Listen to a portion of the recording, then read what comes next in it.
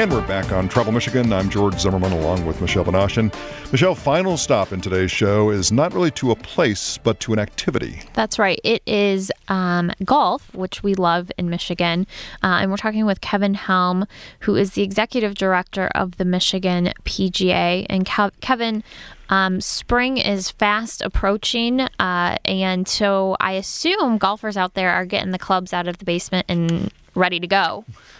Golfers are anxious to get the season underway, as evidenced by the recent golf shows that took place in the state of Michigan. Like every year, attendance was up, and people were very excited to get the season started. You know, Kevin, when I think about, and obviously from what we do with Travel Michigan as far as promoting travel to and in Michigan and tourism, you know, golf is certainly one of our biggest summer draws. Many out-of-staters, many Michigan residents play. How do you kind of see the state of Michigan golf at this point? Is there anything, you know, new or trends, or how do you, from your perspective, what's going on in Michigan golf? Well, I know, obviously, with the setback we had a few years back with the economy, there's no doubt that there were some struggles, but we've seen recent signs the last couple of years where facilities are reporting higher average rounds, so there's more people playing or coming back to the game or playing more rounds, and also with corporate spending, a lot more golf outings that maybe either went away or were greatly reduced a few years back. Their numbers are creeping back up, where the outings are they're booking more, their schedules are fuller, or the outings, instead of being 60 players, are 90 or 100 players. So we're seeing some positive signs in that regard. Yeah, that's great. Yeah, and we obviously have phenomenal golf product. Not only phenomenal product, but I think one thing people may not be aware of is that in some states there's great golf, but it's almost all at private country clubs, and therefore not really accessible to people who are not a member of that club or don't know anybody at that club. So one of the great things that we have is just such great public courses at resorts and freestanding courses. Talk about kind of our stature as far as that kind of visitor golf.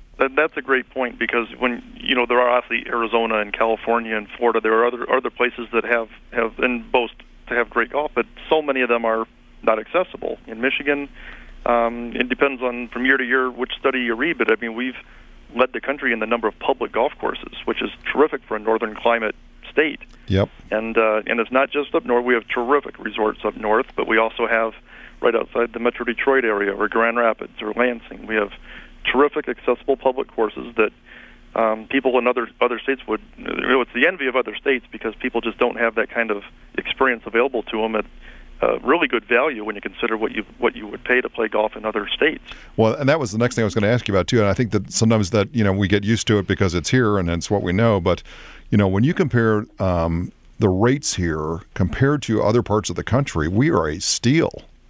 We are a steal. I don't have all that data in front of me right now, but I know, you go to the desert, where a lot of corporations have meetings in Arizona or Florida, and if you tie golf into any of those meetings, you go out and you're paying easily $150, $175 a round at some of the better courses. And here in Michigan, not that they're not worth that or every bit as good or not better than those courses, but the market here just isn't driving that type of revenue. So it's a great deal for the consumers here in Michigan. Yep.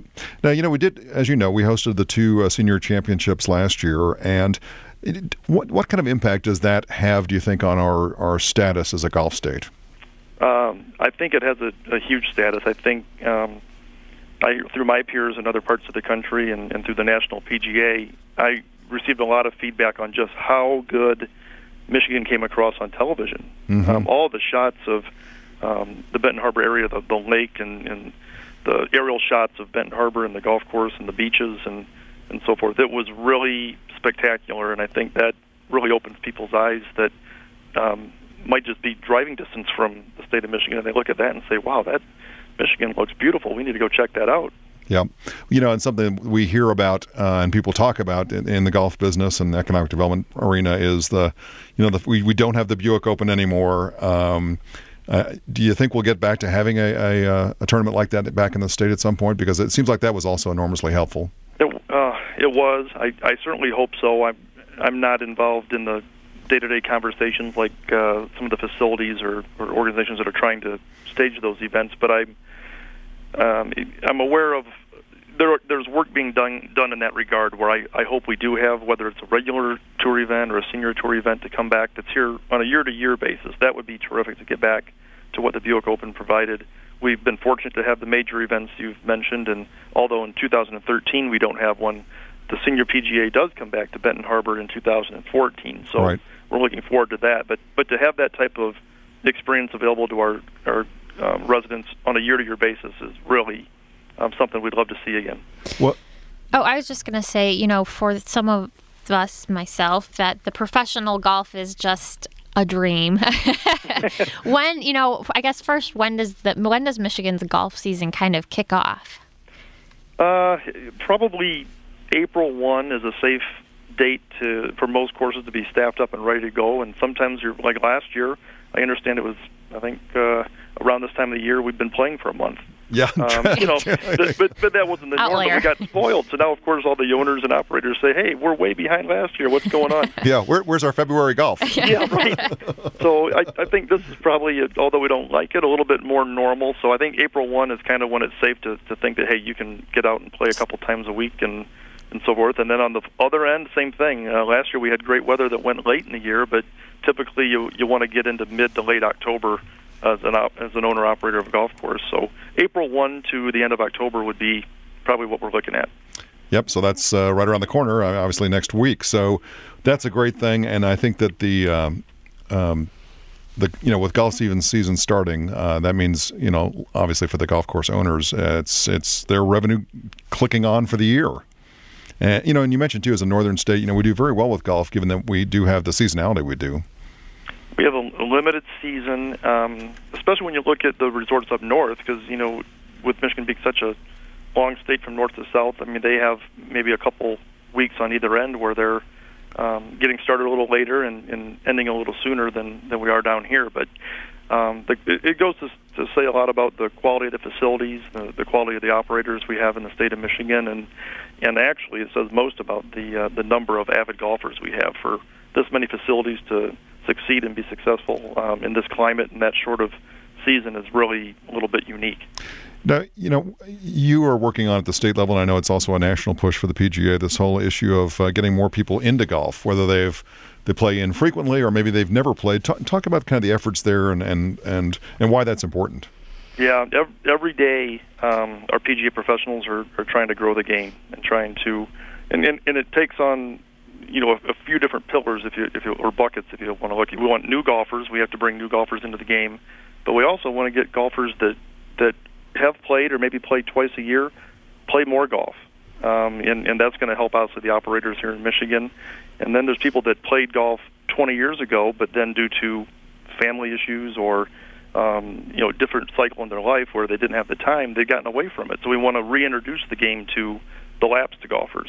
So all those areas we have PGA members trying to impact, and PGA of America has partnered with allied associations to form Get Golf Ready, which is a terrific program where it's a non-threatening and easy to get introduced to the game program. So getgolfready.com would be a great resource for any listeners to go to, and you can put in your zip code, and you can find courses right in your area that you can go and really just be introduced or reintroduced to the game and learn it in a very fun and non-threatening way. Well, I think there's a lot of people, in those categories. Me. One of them. We're all guilty of it. Sitting next to me is one of them. So apparently, I will be checking that out. Well, that's great. So that website is getgolfready.com. So be sure to check that out. Kevin Helm, Executive Director of the Michigan PGA. Thanks for being with us today on the show. And we do have a great golf product, and if you've not really taken advantage of it, I think that Kevin's suggestion on going to that site and getting reintroduced or introduced to golf would be a great thing. Also, there's the health benefits of being involved with golf. So again, getgolfready.com, and of course we have more information on Michigan Golf at michigan.org. That wraps up this week's show. Be sure to join us next week on Travel Michigan, where your trip does begin at michigan.org.